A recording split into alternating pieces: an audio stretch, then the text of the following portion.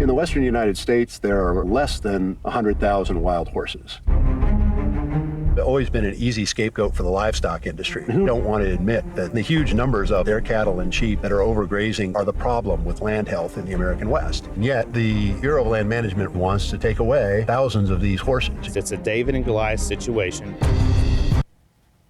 Oh, I just want to see more. I get hooked just that quick. That, of course, was a clip from Wild Beauty, Mustang Spirit of the West. And joining us again, film director Ashley Avis. Welcome in person. Thank you. Thank you for having me. I'm great. So we caught up with you, a few months ago now, through our Zoom application. You came to us because we were so excited to learn more about this documentary.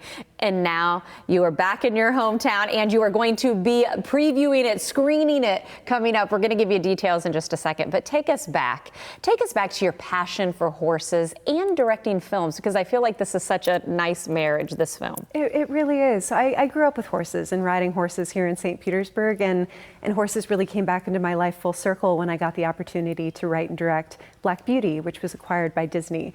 And through that project and in wanting to honor Anna Sewell's themes for writing Black Beauty, a lot of people don't know that Black Beauty was not necessarily a children's book. It was an animal welfare plea for the horses of her time. She wanted to make a difference. So in modernizing the story, I was brought to the plight of wild horses. And my husband and I decided that we wanted to embark on a feature-length documentary to try to do what Blackfish or the Cove did for their respective species, and to cast a big spotlight on what's going on with wild horses in the American West. Well, let's talk about it. You guys made this documentary. I'm assuming during the process, you were able to learn more, recognize the problems more. Talk about that process of getting it on film. I know we've touched on this in past conversations, but I really think it shows your passion, but more importantly, it shows why changes need to be made.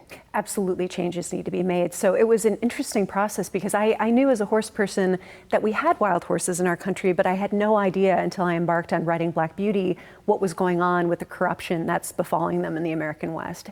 And as you go down that rabbit hole, as we share in the documentary, it becomes more and more corrupt the deeper you go. And so we try to take audiences on that journey with us in Wild Beauty, where we show the spectacular beauty of the horses and their families and everything that we need to protect. And then we start uncovering why they're being eradicated, which is a battle over land and money and special interests. And essentially cattle grazing is a big problem with the land health in the American West, and the Bureau of Land Management is giving this huge deference to livestock grazers, and they're removing wild horses essentially to replace them with cattle and sheep. And of course, when you talk about the corruption, that's why we need to watch the film. However, just kind of glazing over it, is that the corruption that you speak of, or does it even go deeper than that? It goes a lot deeper than that. And we're up against, wild horses and other wild species like predators, wolves, mountain lions, grizzly bears, they're also getting eradicated for the same reasons, because they prey on livestock. And so it goes much, much deeper, and people will see that in the film. And a lot of people are pretty shocked that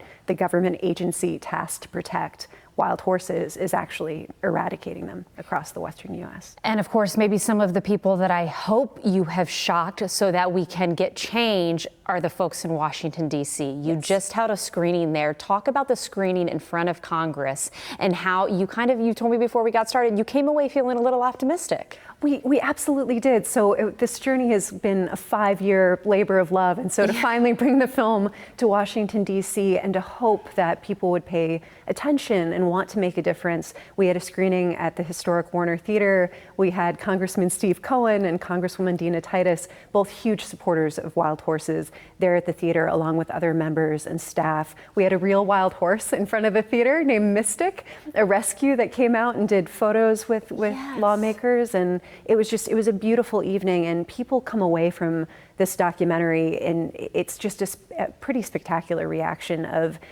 a merger between anger and passion and wanting to do something, because they see that beauty on the public lands, and they come away from the film usually wanting to protect those horses. And of course you showed the film in DC.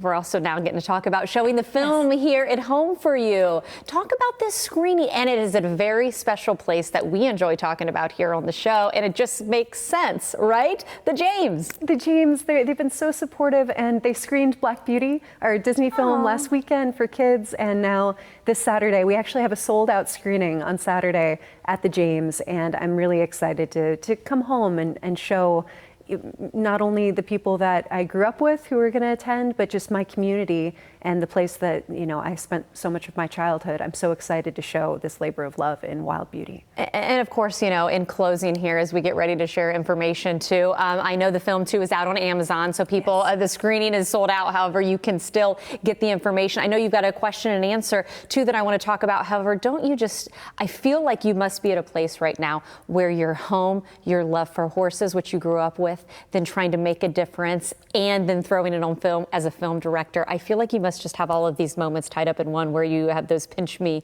feelings and those full circle. Does that ever get old? It never gets old, no, and we're so fortunate to do what we, and I say we, my husband and producing partner and I, we get to work together and we get to make a difference through storytelling and art, and that's profoundly beautiful, so we're very lucky. I was gonna say, I think, luck, I don't know, I feel like you are such a good person, you're putting that good energy out there, it's coming back to you. I'm so happy for you and your success, and most importantly, we wanna share wildbeautyfoundation.org. That's where you can go to learn more and of course to help these beautiful wild horses. Thank you. Thank you. Thank you.